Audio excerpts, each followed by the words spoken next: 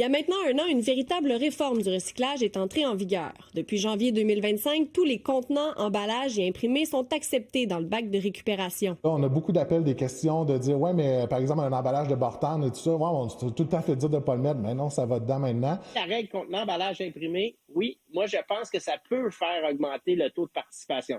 Parce qu'il faut se rappeler que le taux de participation, après 20-25 ans que le système est mis en place, on oscille autour de 50 %. Ça veut dire qu'une personne sur deux participe. Selon Éco-entreprise Québec, l'organisme responsable de la collecte sélective partout en province, les nombreuses campagnes de sensibilisation ont porté fruit. Aujourd'hui, 67 % des répondants se disent en mesure de mieux déterminer ce qui va ou non dans le bac de récupération, comparativement à 54 % l'an dernier. J'ai été à une formation à Montjoly qui se faisait donner par les compagnies pour le recyclage. Puis, avec eux autres, j'ai appris beaucoup plus, qu'on pouvait mettre plus d'autres choses que d'habitude. C'est bien intéressant. Fait que vous, le sac de chips, les papiers de Bartane, le Saran Wrap, vous le mettez? Je mets tout. On voit dans les écoles avant, les jeunes, par exemple, des pâtes d'ours pour nommer les Bartane et tout ça, ces emballages-là allaient tout à la poubelle.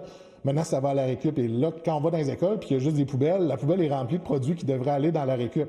Et là, on voit qu'il y a un travail à faire là. Dans les MRC de la Métis et de la Matapédia, sans pouvoir chiffrer précisément le phénomène, plusieurs indices laissent croire à une augmentation des volumes de matières recyclées depuis un an. Dans la dernière année, on a beaucoup d'appels de gens, puis c'est souvent ça qu'ils nous disent, c'est « Moi, je génère trop de matière. » Et de matière récupérable, j'aurais besoin d'un deuxième bac bleu parce que j'y arrive plus.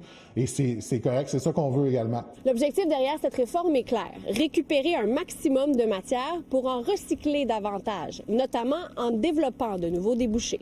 Éco-entreprise Québec n'a pas souhaité accorder d'entrevue, mais affirme que la collecte sélective modernisée exerce une pression positive sur le système, favorisant l'émergence de nouveaux marchés. C'est quand même compliqué de rendre recyclable une matière. Il faut se rappeler qu'au début du recyclage, quand Cascade a commencé à dire « Amenez-moi votre papier et votre carton », tout le monde riait de Cascade en disant « Qu'est-ce que tu vas faire avec mes poubelles? » Et pourtant, Cascade est une entreprise cotée en bourse.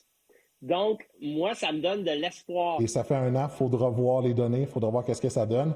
Mais chose sûre et certaine, le message est plus simple et ça fait pas de tort. Vanessa Limoges, TVA Nouvelles, Rimouski.